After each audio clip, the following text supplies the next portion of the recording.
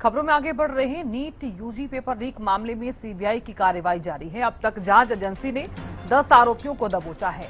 NTA से coaching सेंटरों तक फैला था नेटवर्क। लातूर से आरसीसी कोचिंग का मालिक गिरफ्तार किया गया है। आरोपी के मोबाइल से लीक प्रश्न पत्र मिला है। आरोपी के मोबाइल से मिला लीक प्रश्न पत्र। नीट यूजी पेपर लीक मामले में सीबीआई की कार्रवाई जारी है। अब तक जांच एजेंसी ने 10 आरोपियों को दबोचा है। एनटीए से कोचिंग सेंटरों तक फैला था नेटवर्क। लातूर से आरसीसी कोचिंग का मालिक गिरफ्तार। आरोपी के मोबाइल से मिला लीक प्रश्न पत्र। नीट यूजी पेपर लीक मामले में सीबीआई की कार्रवाई जारी है। अब तक जांच एजेंसी ने 10 आरोपियों को दबोचा है।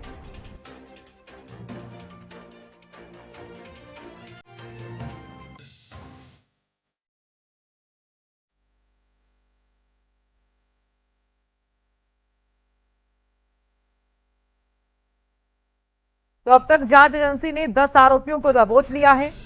एनटीए से कोचिंग सेंटरों तक फैला था नेटवर्क। लातूर से आरसीसी कोचिंग का मालिक गिरफ्तार कर लिया गया है। बड़ी खबर इस वक्त की आपको बता रहे हैं। सीबीआई की कार्रवाई जारी है। नीट यूजी पेपर लीक मामले में सीबीआई की कार्रवाई जारी। अब तक जांच एजेंसी ने 10 आरोपियों को दबोचा है। जानकारी देने के लिए अपराजिता श्री जुड़ गई हैं। अपराजिता, क्या कुछ ज्यादा जानकारी मिल पा रही है? सीबीआई की कार्रवाई जारी है नीट यूजी पेपर लीक मामले में। बिल्कुल, देखिए, नीट पेपर लीक केस में अब तक यानी सोमवार तक की बात की जाए तो 10 गिरफ्तारी हो चुकी है। सीबीआई ने महाराष्ट्र के लातूर से केमिस्ट्री कोचिंग के डायरेक्टर शिवराज रघुनाथ मोटांगवकर को 4 दिन की पूछताछ के बाद अरेस्ट किया। आरोप है कि शिवराज यानी उन्होंने सीबीआई के मुताबिक तलाशी के दौरान शिवराज के मोबाइल से नीट का जो लीक पेपर है वो बरामद किया गया। सीबीआई ने शिवराज को सुबह दिल्ली यानी कल सुबह दिल्ली लेकर आई और फिर लोकल कोर्ट में पेश किया गया, जहां उसे 9 दिन की सीबीआई कस्टडी में भेज दिया गया। सीबीआई के मुताबिक शिवराज संगठित गिरोह का हिस्सा है जो नीट पेपर लीक कराने और आगे फैलाने में शामिल है। उसके अन्य आरोपियों को भी साथ मिलकर 23 अप्रैल को ही पेपर और आंसर की हासिल की गई कई जो लोगों को शेयर की गई कॉपी भी बरामद की गई है। इसके साथ साथ अब तक 10 गिरफ्तार किए गए हैं और सबसे ज्यादा महाराष्ट्र से गिरफ्तार किए गए हैं। सबसे पहले सबसे आखिर जो गिरफ्तारी फिलहाल हुई है वो शिवराज रघुनाथ की हुई है। संचालक है पेशे से, रेणुकाई केमिस्ट्री क्लासेस चलाता है। आरोप है उसके ऊपर कि गैंग के साथ मिलकर लीक पेपर कैंडिडेट्स और अन्य लोगों को उपलब्ध करवाया गया है।